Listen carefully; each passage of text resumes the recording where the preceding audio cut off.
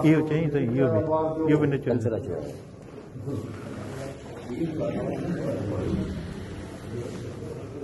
ये हमारा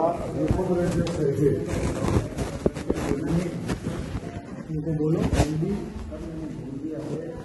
बेटा, उनको बोल बिला वजह ड्रामा हो जाएगा, सीधी सीधी बात समझा दे। ये नहीं हो ये पुलिस वुलिस सब लंड पे चढ़ जाएगी 2 मिनट में।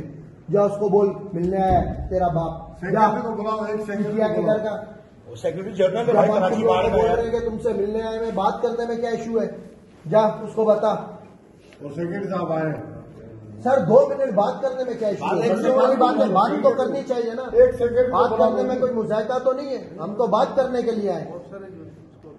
उनको बोलो एक बंदा मैं जा रहा हूँ, सेक्रेटरी जनरल जाएगा और कोई नहीं जाएगा। एक बंदा अंदर जाएगा, बोलो एक बंदा से बात करेंगे। नहीं उनको बात समझ आएगा, मसला नहीं, बात तो करे ना, प्लेस तो देना।